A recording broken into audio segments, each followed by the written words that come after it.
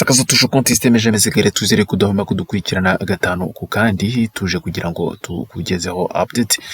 Abazarindo bakaba bakomeje kugenda bakonfirima yuko binjiye muri ikaniro muri biriya bice bya Rubaya. Rero ikaba hakomeje forte tension ikomeye, ni mu gihe kandi nanone bamaze gusohora itangazo ry'insinzi nyuma yo gufata ibice byinshi bitandukanye.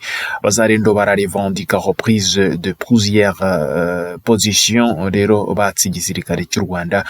Rero aba ba volontaire VDP cyangwa se bitwa les volontaires pour la défense de la patrie VDP di Wazarindo bakaba bamaze gukonfirima yuko bamaze gufata amarokarita atandukanye muri teritwari ya Masisi.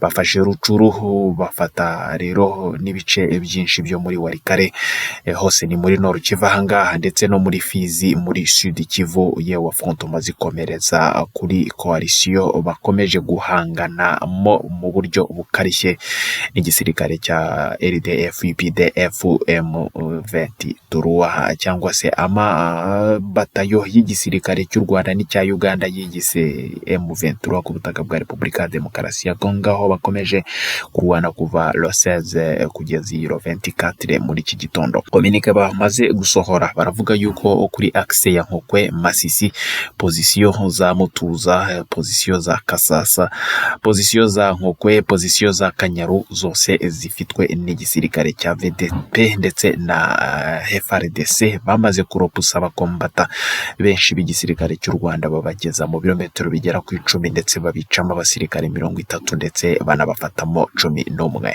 Kugeza ubu ngubu rero centre minieri ya Rubaya ikaba ikomeje kugenda ishyirwaho igitutu, ndetse abasirikare benshi b'igisirikare cy'u Rwanda bakaba bari kuyihungiramo kuri axe ya Katoyi ndetse na Masisi.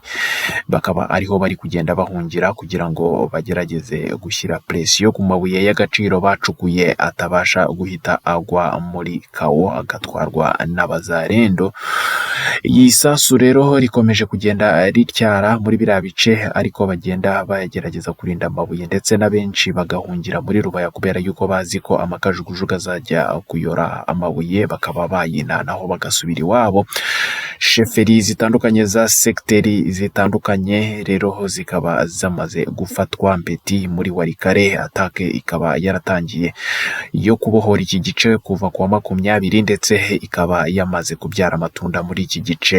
Rero hakaba rero mu ijoro ry'uyu munsi nyuma ya Kihondo aba VDP bamaze gutega indi ambiscade yahitanye abasirikare bagera kuri 4 b'igisirikare cy'u Rwanda n'abaescort babo bari bakomeye muri Sud Kivu. Lokalite za Bijombo, lokalite z'Imurenge zikaba nyinshi zikomeje kugenda zifatwa, mu gihe Kavumu ikomeje kugenda igabanwa hagati y'abazarendo ndetse n'igisirikare cy'u Rwanda. Groupe ikaba ikomeje kuavansa bilan y'abantu bagera kuri 50 b'abasirikare b'igisirikare cy'u Rwanda bafashwe ndetse n'imbunda zamaze kuba récupéré.